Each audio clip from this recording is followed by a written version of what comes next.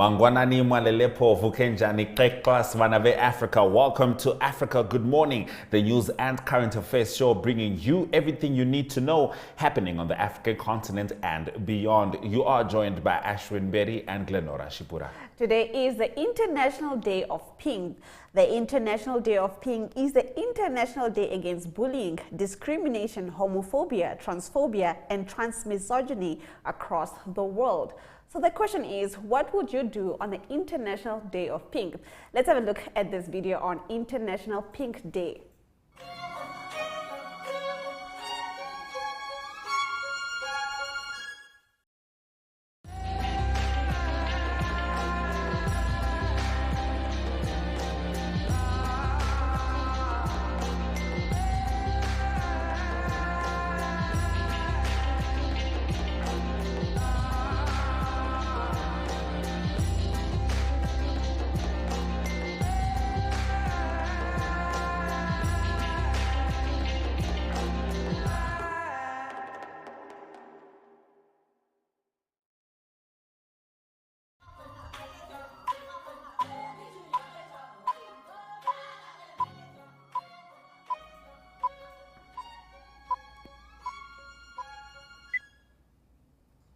Today is Wednesday, the 13th of April, and these are the top stories on Africa Good Morning. At least 60 people killed within 1 week in Northwestern Democratic Republic of Congo. At least 60 people have been killed in the space of a week in Ituri, one of the 25 provinces of the Democratic Republic of the Congo, by assailants who looted homes and shops. This was revealed by the United Nations Office for the Coordination of Humanitarian Affairs, which also revealed that 20 civilians had been killed on Monday alone. At least 20 civilians died Monday morning following an armed attack in Mangusu in Irumu territory. The assailants also looted homes and shops in the neighboring towns. Various media reports on Ituri say an estimated 1.9 million people in the province are internally displaced people because of violent attacks that are also directed at refugee camps for the IDPs. The World Food Programme said in a statement that since the clashes, they had started distributing high-energy biscuits to some 6,500 civilians in North Kivu and had also pre-positioned 30 tons of food for distribution. Meanwhile, the UN High Commissioner for Refugees has since distributed shelter and non-food items to about 2,500 people. In our next story, Zelensky seeks to address AU on Russia's invasion. Ukrainian President Volodymyr Zelensky has reached out to the African Union for support against Russia's aggression and requested to address the continental organization. Mr. Zelensky called Senegalese President Macky Sall on Monday, and their conversation touched on an AU statement in February that called for an immediate ceasefire and return to negotiations. Now, African nations have showed disunity in response to Russia's invasion of Ukraine. Senegal was among 17 African countries that abstained from a vote at the UN on a resolution demanding that Russia ends its military operations in Ukraine. Now, in the telephone conversation, Mr. Zelensky informed Mr. Sall of Ukraine's struggle against invasion and heinous crimes of the Russian aggressor. According to a tweet, Mr. Sall, the current president of the AU, acknowledged the talks and Mr. Zelensky's request to address the African Union. In our next story, United States rolls out gender-neutral passports. The option to receive a passport with an X-gender designation, which was made available on Monday by U.S. President Joe Biden's administration, was hailed as a blessing for an estimated 1.2 million Americans whose gender identity falls outside the categories of man or woman. It came at a time when Republican lawmakers across the country have been passing legislation that critics say curtails LGBTQ rights and was likely to further fuel tensions around gender issues in a deeply divided nation. The State Department announced in October that it had issued the first American passport with the X designation for gender after a long battle waged by a person from Colorado who is intersex.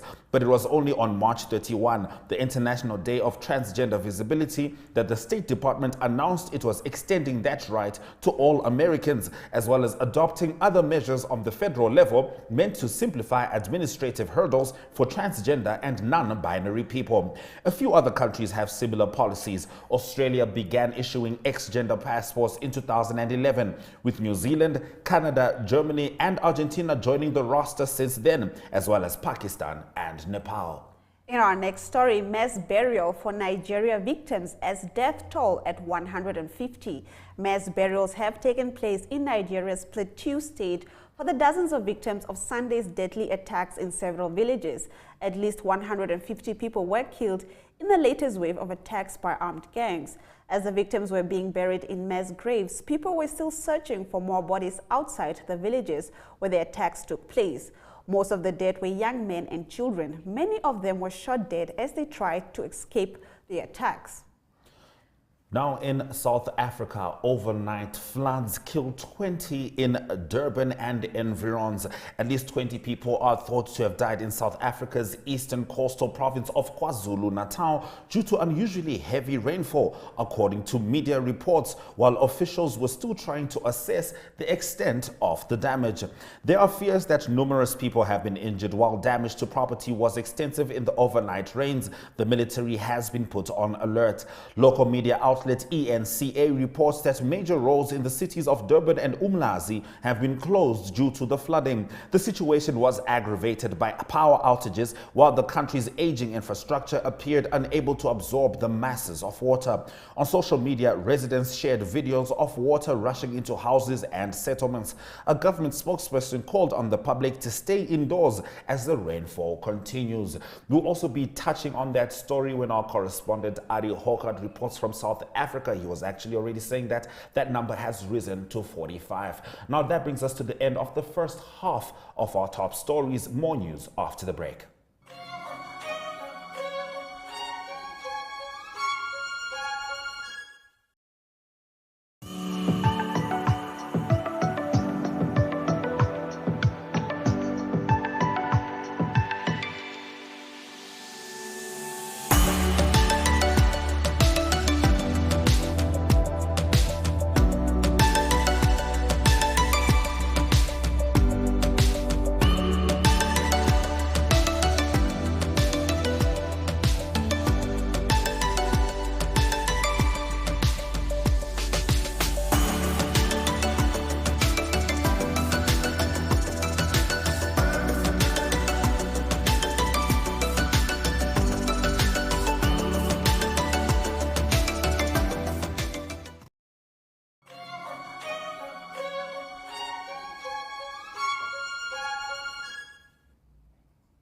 Welcome back to Africa Good Morning. We now continue bringing the latest news. DRC Kamhere's 13-year prison sentence overturned by the Cassation Court. The Democratic Republic of Congo's Court of Cassation accepted Vital Kamhere's appeal and overturned his 13-year prison sentence over corruption allegations. The case is now referred to Kinshasa Gombe Court of Appeal, where new judges will be appointed. For the last 2 years, President Felix Tshisekedi, former cabinet director, has been accused of the embezzlement of nearly $50 million meant for the construction of prefabricated houses for the military and police. Kamhere, 63, was first convicted to 20 years in prison in April 2020. It was reduced to 13 years in prison on appeal in June 2021.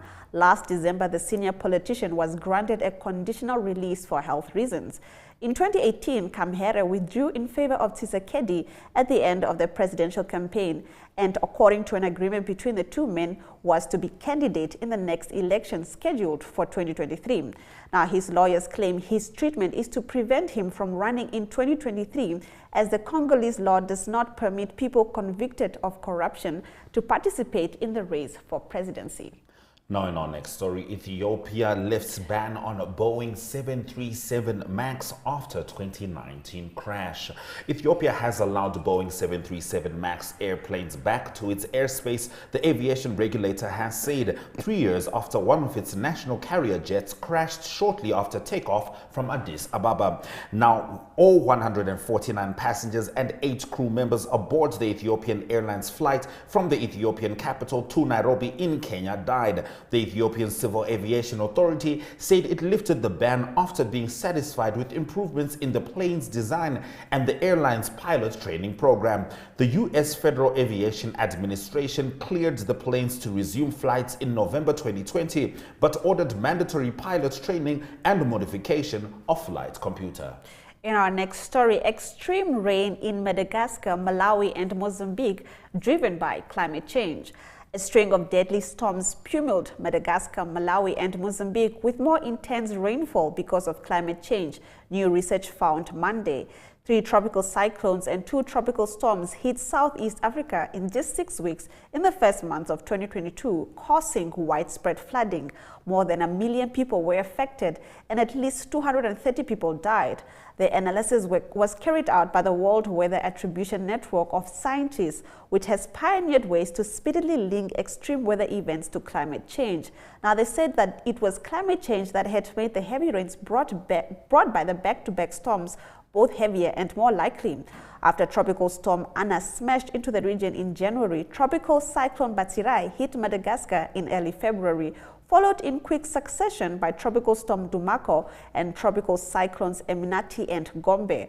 WWA scientists used weather observations and computer simulations to compare rainfall patterns under today's climate to that of the pre-industrial era before global warming. In both cases, the results show that rainfall associated with the storms was made more intense by climate change and that the episodes of extreme rainfall such as these have become more frequent. Now, over 20 activists on trial for attempting unauthorized demonstration in Luanda on Saturday. Over 20 Angolan activists are being summarily tried on Monday at the Luanda District Court after being detained on Saturday in Luanda for attempting a demonstration not authorized by the authorities, the Angolan police said.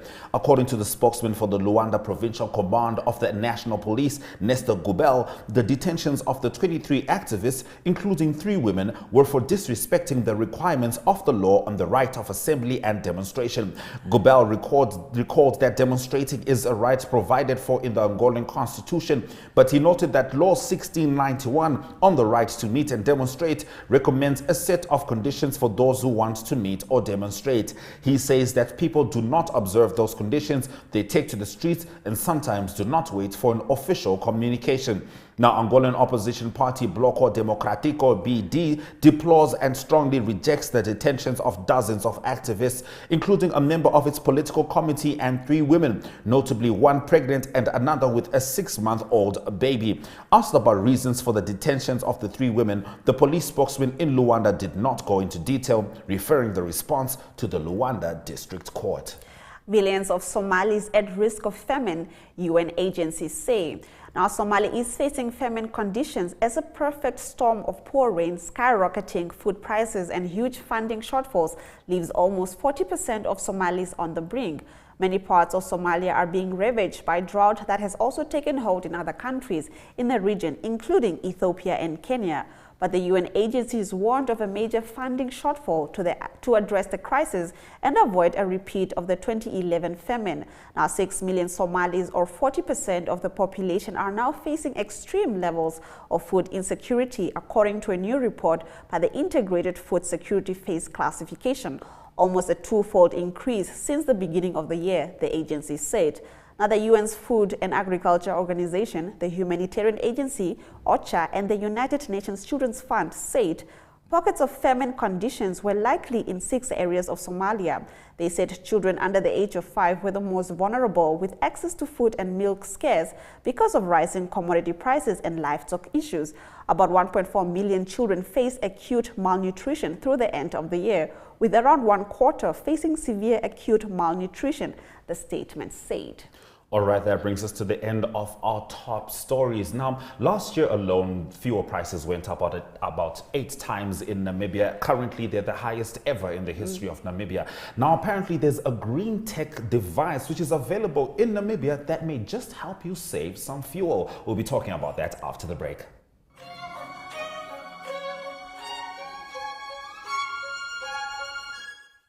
Got me feeling fresh.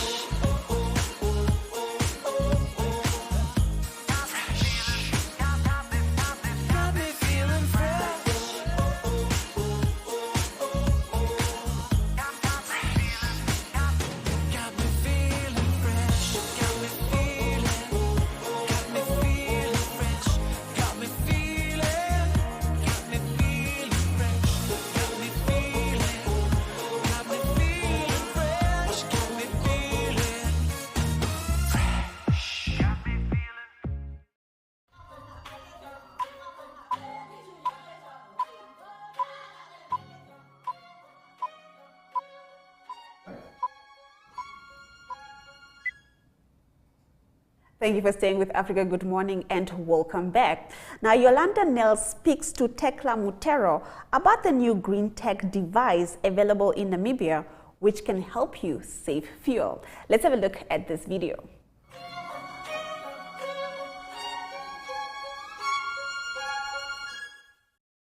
I am an entrepreneur in mining sector. Being entrepreneur in mining sector and also a female leader in mining sector, when it comes to fuel is a product from a mine. It's mineral. Due to this rising of fuel, starting last year, I was working with my business networking partner in Ethiopia, Turkey, and Dubai, United Arab Emirates, and Asia, asking them when fuel increase in their country or in their continent, what are the alternatives that are there that can contribute to the positive way forward? And this is how I came to encounter with green technology in motorists that reduces fuel consumption in vehicles once it's installed. And this is the point in time. The device arrived in Namibia in 26 January 2022 due to after a long collaboration and finding out the relevant manufacturer of this product. And throughout this time, we were busy doing the testing to make sure that what the effectiveness of this product in their country and also in our country. And to the point, the manufacturer connected me to the main distributor of Africa agency for this product. They did not hesitate to come to Namibia, where they arrived on 23rd of this month, last week. Yes. They came to test this product, witnessed by leaders from different departments and stakeholders, how this device works and how it's installed. They did their presentation and questions were asked so that they can able to understand how this product works. And how we also manage to see change is that before installation, the car needed to run to see the kilometers of fuel that is spending per kilo. And we install the device, then we need to revisit again the different comparison of the consumption per kilo, of which is very good. We started saving from 10%, 17 up, because this device is durable for 10 years. For the first few weeks, you might receive 10% saving upward because the car is refreshing, retreating the inside parts. As the time goes, the maximum save up is 20%. And the unique part of this product is registered with ISO. ISO is in International Standards Organization. which regulates the effectiveness, efficiency, safety, quality of the product in the market, and some of the most brand of this product. That's all what I am up to and what I do. Yes, thank you. Can you quickly explain to me how did you decide to go into the mining sector as a career? Okay, what made me to be in the mining sector as a career? To tell you the fact is that throughout my childhood, I did not know mining. I did not study mining. I studied HR. I did not know mining. But my career in mining started when I joined GEN Namibia, Global Entrepreneurship Network. I got an opportunity to represent Namibia in Turkey, Istanbul, on a global congress where to maximum of 170 country leaders, diplomats, researcher, presidents, minister, co-founder. On that event, I networked my way where I managed to meet leaders from Washington, D.C., former Prime Minister of Israel, all the leaders were there. And I was the only person who was just startup entrepreneur from Namibia. I hold any, I was not anything, let me say I was nothing. And in that event, what was discussed by decision maker, policy maker, all the positive way forward was heading from mining. And when I look at what is building this continent, I realize what is building other continents is Africa, African resources. If I can tell you even what we are, my thinking capacity changed. I realized that development and future is mining. This phone we are using, phone batteries, this screen is mining. All this telecommunication, its original root is mining. Money that we are lacking, mineral is money. So when I came from there, I decided when I'm going back to Namibia, I'm going to be mining sector. I just want to know, where can we get this green tech device and who can help with the installation? Okay, thank you so much for that question. Green tech device is right now here at Nami Bryce Shine, my company, which was appointed by the agency manufacturer after long consultation. They can get it through me to my company. And also, as the representative of the manufacturer for Africa in Ethiopia, where it was the first African country to bring this technology, where it's now in Rwanda and in some other part in Rwanda, yes, it's there. And this green tech device, as the representative were here, they trained us how the device work. And on top of that, even myself and my business partners team in Namibia, we are going to train our distributor in towns that we are going to train our clients how the device work. We are going to train our distributor how the device work. And Zoom meeting will always be there so that we can have a training way how it works. Tekla, thank you so much for your time and congratulations and good luck with everything you have going on. Thank you so much for taking your time to interview me as an entrepreneur. I highly appreciate all this.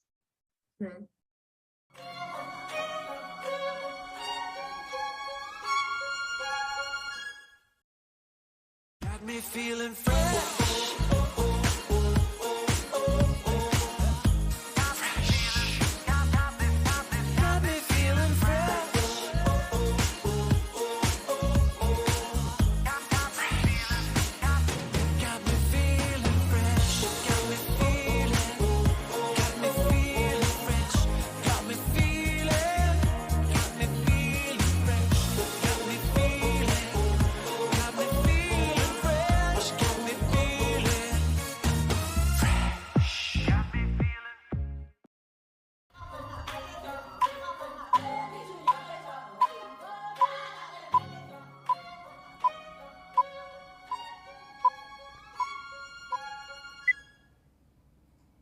Thank you for staying with Africa. Good morning.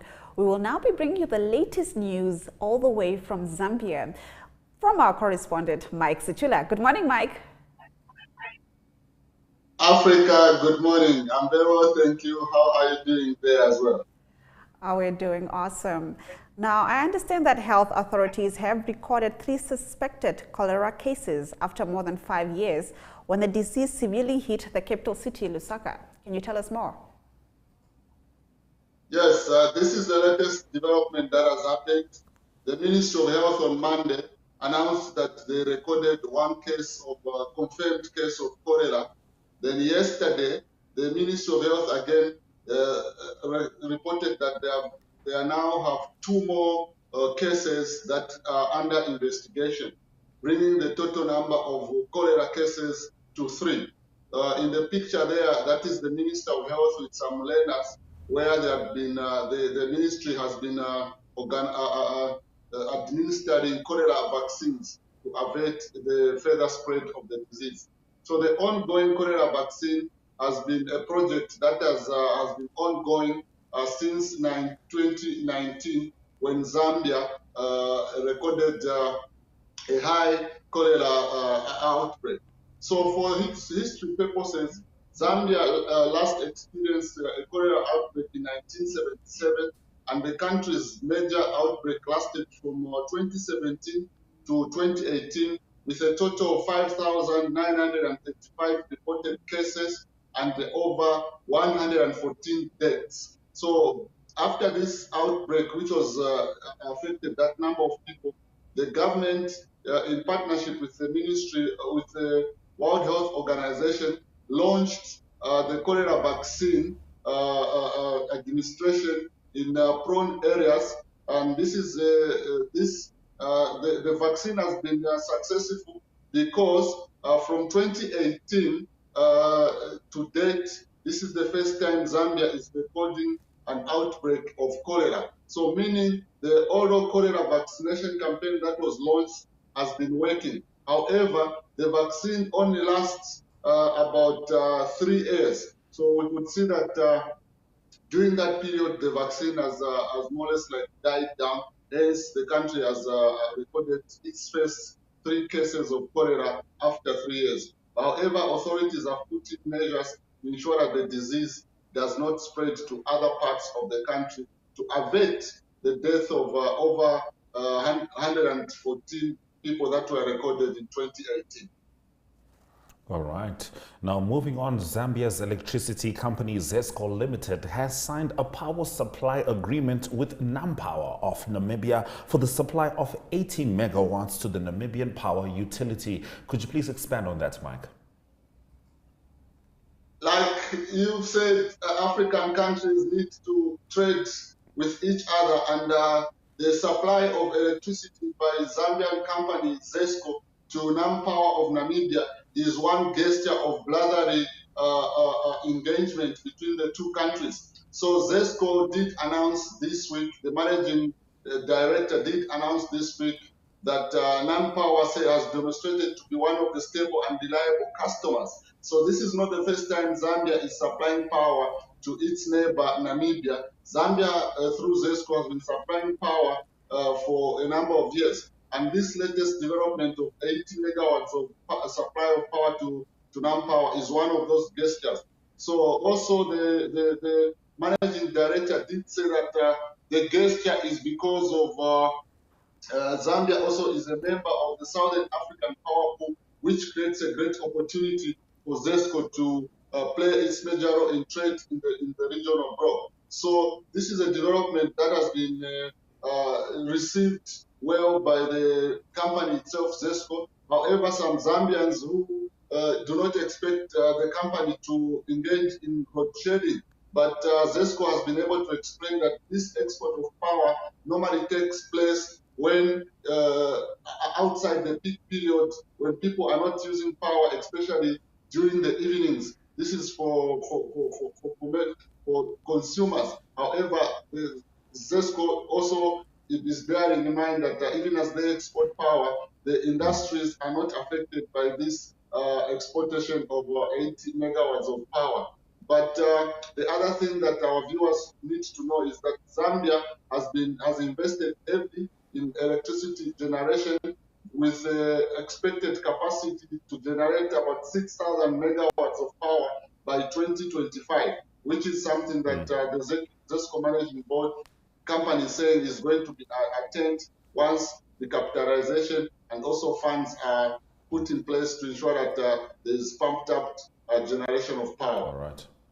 Okay, Mike, could you please get into your story of the Central African Republic and with regards to the collaboration with the Zambian army, and as quickly as you can about the 13 boxers which will represent Zambia at the Zone 4 Championships? Yes, Zambia has been a major player in peacekeeping in the Central African Republic, and because of this long-standing peacekeeping in the Central African Republic, that country's defense minister held a meeting last week where they discussed bilateral engagement with his Zambian defense counterpart, and it was during that meeting that the Central African Republic asked Zambia to help its military in the rebuilding, and they are looking at Zambia army to have the professionalism that is required and the discipline that is required to put up a world defense force. So the Zambian government has agreed to this measure, and other talks will be discussed later to ensure that it is actualized. Then lastly, in my story, Zambia will be hosting, 13 boxers will represent Zambia at the Zone 4 Championship slated for Mozambique, Maputo next week. So the Zambian Boxing Federation is desperately trying to raise funds needed for the boxers to participate in the Zone 5 boxing tournament, and cooperating partners are coming on board, and the 13 boxers, the selected 13 boxers are already in camp. They have been training to ensure that when they go to Mozambique, they reap medals, and also they are using this tournament for future boxing tournaments ahead of the upcoming Olympics and other regional tournaments with regards to boxing. All right, thank you very much, Mike. Now, up next, we'll be taking a look at the weather. So, up next, the weather.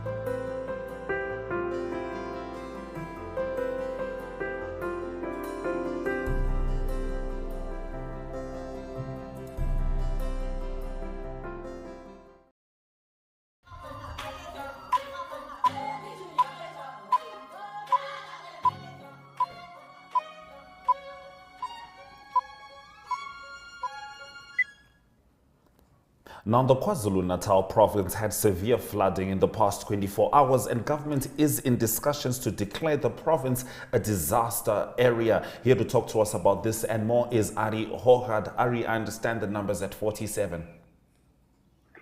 Yes, it's sad. It's a big number. It's 47 people. There's been lots of rain. It's been lots of rain overnight as well. In some areas, up to 300 millimeters. Margate got 311 millimeters, and so that is a big disaster. Obviously, when there's been rain already on Monday and there's more rain overnight, then it creates a massive challenge. So yes, as you mentioned, 47, and then there's some people still missing as well. Unfortunately, 140 schools closed And the reality is that the infrastructure is also very challenged at the moment. 2,000 RDP houses that's evacuated, and up to 4,000 shacks that has been swept away. So you can just imagine the destruction and the infrastructure, and just in the economy as well. Transnet, the harbour there, the shipping harbour has been closed. They talk of being open today, but President Cyril Ramaphosa visiting that area today, so hopefully there will be some indication about relief firstly, and declaring it a state of emergency. So help is needed in that region. Thank you so much. I see from the pictures how devastating the situation is. Please keep us updated on the progress in that story. Now, in your next story, the Parliament Joint Committee on Ethics and Members' Interest has cleared former Health Minister Zweli Mikesi of allegations that benefited from the Digital Vibes tender. Can you tell us more? Yes, it was a statement made by the committee, and maybe it might set a precedent because of the wording that was used. There's been strong evidence against the former minister that he benefited, and also that his son benefited. The figures mentioned for him himself wasn't big figures necessarily, in thinking it is 150 million tender, but it was smaller numbers, something like 6,720 rand for electricity upgrades, etc., and his son 300,000. But the statement made by the Parliament, that committee, said that he did not breach the ethics code because by disclosing that he benefited from the money that he received. So that is a very strange statement to make. They must explain that. But the second challenge is also a bit concerning, that they said that regarding his son is an adult and living on his own, and is married, so he's not responsible for his son. So he can't be responsible for when his son got money. So all of that will definitely be challenged in Parliament. That is unfortunate, but at the moment, so obviously the minister has been suspended, so he's not Minister of Health anymore. All right. Now, after a month-long break, at least load shedding has started again, with stage 2 load shedding expected to last until Wednesday. And with winter looming, obviously, South Africans brace themselves for a challenging time ahead. Tell us more about that, Ari. Yeah, just practically, I mean, for the economy and for the people, it is disruptive. From myself as well, you kind of, when it's a month, there's no load shedding, you forget about that, and all of a sudden you need to chase for the candles again. Where did you put it last time? So it's definitely disruptive, but the reality is it was twofold. There's needs to be some work being done, planned maintenance that's been done. That was the one part, but then there was some of the power stations that tripped, and that couldn't supply the power. So there was lots of capacity lost there. So there's 4 units at the moment that is down. So it was just meant to be till this morning in South Africa, but it's going up till Friday. So every time it obviously happens, it's got a big knock-on economy effect on the economy and on personal households. So at the moment, it's going till it's just stage 2. So that means there's 1 2-hour session in the day that you don't have electricity. It could be in the morning, afternoon, or evening. They rotate that. So stage 2 is manageable. Stage 4, when there's 2 of those slots, are challenging. So hopefully it will stay at stage 2. Right. In your next story, over 260 xenophobic attacks or related incidents have been recorded over the past years in South Africa, and tensions remain high in the town of Bredasdorp in the Western Cape, where the most recent incidents took place. Can you expand more on this? It's been coming a while. There's been big incidents. 2015, there were 47 nationals from Ethiopia that lost their lives. And this was again in the news now just a few days ago with a national from Zimbabwe, Elvis Nyati, 43 years old, lost his life just a few days ago. So it's ongoing. The Human Rights Commission is doing good work. They're engaging the community leaders, so that's a good point. But there's been lawlessness, unfortunately, around this. And so many of the community leaders indicate, they say, but it's about the jobs and other people taking their jobs. But mostly the foreign nationals that come in create their own jobs. They mostly sell food and any stuff in next to the road or in their shops, and they create their own work, so to say. So it is challenging, and that needs to be addressed. That is high on the agenda at a high level, but the Human Rights Commission at least is making good progress in addressing that as good as possible. Yes, truly terrible to see indeed. Now, a passport fraud syndicate has been identified and members arrested in Gauteng, where South African passports were sold to undocumented immigrants. Could you please tell us about that, Ari? Yes, briefly, it's my fifth story, so it's normally my feel-good story. So this is a feel-good story in terms of a person being arrested. He's been around for 3 years. His name is Afran Ahmed. He's from Pakistan, and he's been known. It seems like he's been doing two things. He gets people into the country, and then he offers them passports. So making money on both ends. He was in court. He's the ringleader. There's 26 more people arrested. You can see them lying on the ground there. It's actually amazing that they were busted in the evening. It's nighttime, red-handed, made in Home Affairs in Krugersdorp. The police came in there. They were all 26, 27 of them were in the offices. They were red-handed, caught on the ground. They are arrested. And in court yesterday, the statement was made that this person, Mr. Ahmed, they said that he know the operating systems of foreign affairs, of the passport system, better than home officials themselves. So it's actually crazy to think that a person could get into those offices in the evening and issue passports. But not sure how many he's issued. There seems to be 400 plus of them, but at least he's been caught, and that's been stopped. So that is, they should, they will get all those people to work for the Home Affairs. It seems like they're quite efficient, but they're going to be in jail. Indeed, sometimes people know the systems that they wish to manipulate slightly better than those who work with them. Thank you very much, Ari, for bringing us the stories from South Africa. Yes, big pleasure. Brilliant day for everyone, and we pray for KwaZulu-Natal. Blessed day. Bye-bye. We do indeed. This is Still Africa. Good morning. After this short break, we get into economic news stories.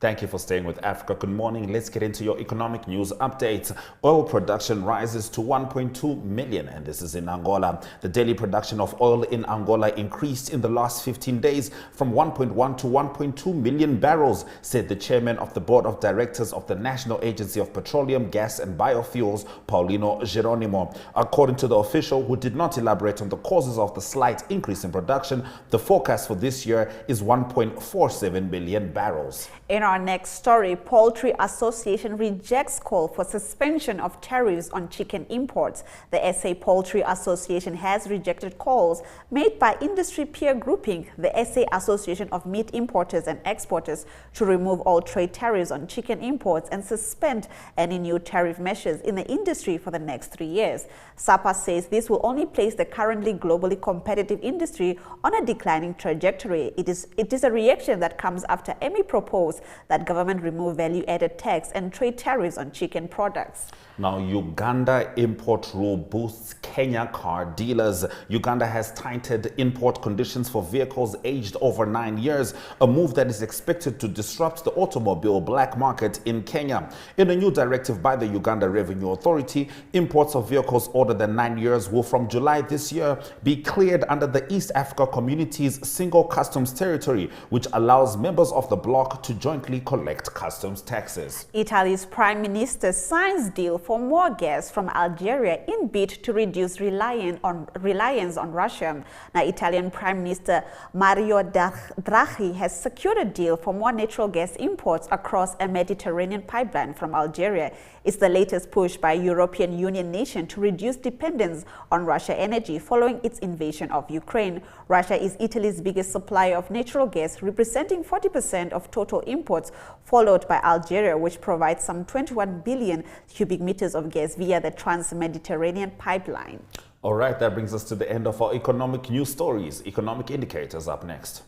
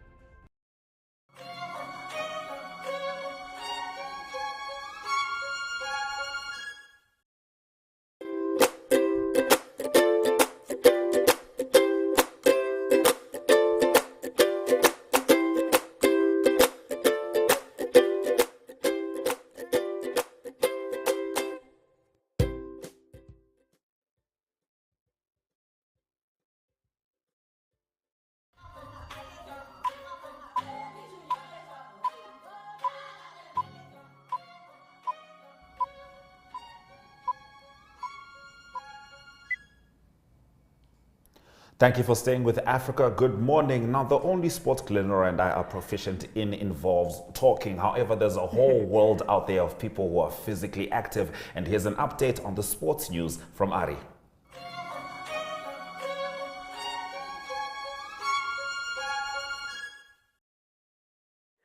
Good day everyone, it's time for international sports news and tennis news first. It is the clay season that's starting leading up to the French Open. That's the next major in the world of tennis. The ATP Tour moves, the men's tour moves to Monte Carlo. It's a Monte Carlo Open on clay, like I said, and results from the first round I can mention is Stan Wawrinka.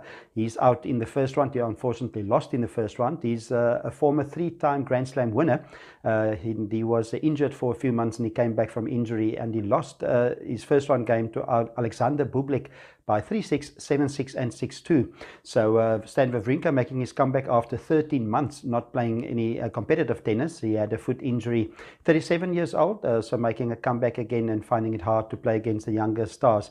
Bublev is number 36 in the world. Another player that lost in the first round is Jo-Wilfried Tsonga, and he's announced earlier that he's going to retire after the completion of the French Open this year in Paris. So it was Jo-Wilfried Tsonga that also had a tough first round draw. He played against Martin Cilic and he lost 6-2 and 6-2, so he also out of the Monte Carlo Open. Three top seeds in this tournament. First seed is Novak Djokovic. All three top seeds are only going to play in the round of 32. Novak Djokovic playing his first clay court tournament, and Novak Djokovic number one seed. Number two seed is Alexander Zverev of Germany, and then the defending champion is Stefanos Tsitsipas. He's the number third seed, and all three of them only play in the round of 32. Now on to some cycling news. It is the Tour de Turkey that's taking place at the moment, the 57th time that the Tour de Turkey is taking place. 175 cyclists that's taking part in this tour, and it was stage 2 that was completed, and it's still the Australians that's doing well. And again, it was a sprint finish in the end, and it was this time Caden Groves of Australia that won the sprint finish, and he's also now leading the general classification after that. It was again a tight sprint finish, and the leader after the first day, Caleb Ewan of Australia, he finished in the bunch. Second in the stage 2 was again Belgium Jesper Philipsen. He was also second in the first stage, and then Sam Bennett of Ireland, he took the third place in this stage. So the general classifications at the moment, it is Caden Groves after his win. He's the leader, but he's just 0.2 seconds ahead of the second placed person, that is, or the cyclist, that is Jasper Philipsen of Belgium. And general classifications leader Caden Groves' time at the moment, his combined time for the two stages is 8 hours, 40 minutes and 12 seconds. In third place at the moment in general classifications is Caleb Ewan, that won the first stage in that sprint. He's 0.4 seconds, 400ths of a second behind the leader, his countryman Caden Groves. The next stage, the stage 3, will be more hills in that stage, and it will be 123 kilometers. And now for some Formula 1 racing news. This weekend there's no Formula 1 racing, but they're all leading up to Imola. That is the next race on the 24th of April. That's going to be the Emilia-Romagna Grand Prix. That's going to be in Imola in Italy. News from the Formula 1 at the moment is that Max Verstappen is, the team is very quiet about what really happened in the first 3 races. It was Max Verstappen in his Red Bull Honda that only finished the second race in Saudi Arabia and won that race. The first one in Bahrain and the second one in Australia, he had to withdraw because of mechanical failures.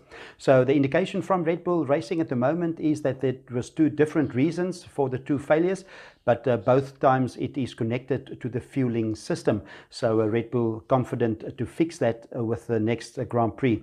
Already it is Max Verstappen that is a lot of points. He's 46 points behind the leader Charles Leclerc of Ferrari. Charles Leclerc in his Ferrari won 2 races and second in 1 race. So he's 71 points and Max Verstappen on 25 points. Lewis Hamilton, also one of the favorites to win this season. Mercedes-Benz also not doing great.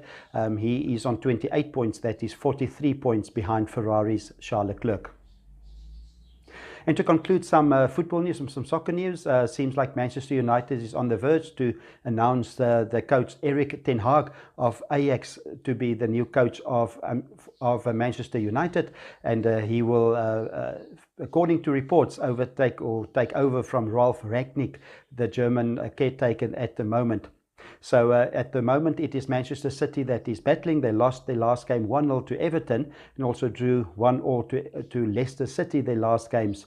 But it seems like Erik ten Hag of Ajax will take over. So with that soccer news, I conclude international sports for today. Hope you have a great sporting day, and we talk again international sport tomorrow. Goodbye.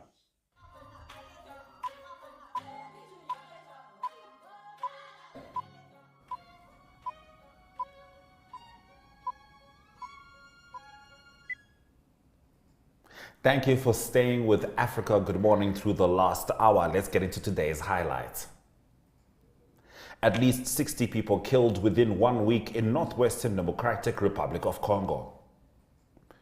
United States rolls out gender-neutral passports. Mass burial for Nigeria victims as a death toll at 150. Oil production rises to 1.2 million in Angola. Those have been our stories. And with that, we've come to the end of our show. Thank you for joining us on this wonderful Wednesday morning. Now, do remember that Africa Good Morning is repeated on our 1up2 website and our DSTV channel 285 and our Gotv channel 94 between 8:30 and 9:30 a.m. every weekday. I am Glenn Orashipura. And I am Ashwin Berry. Sweraj Lakanaka.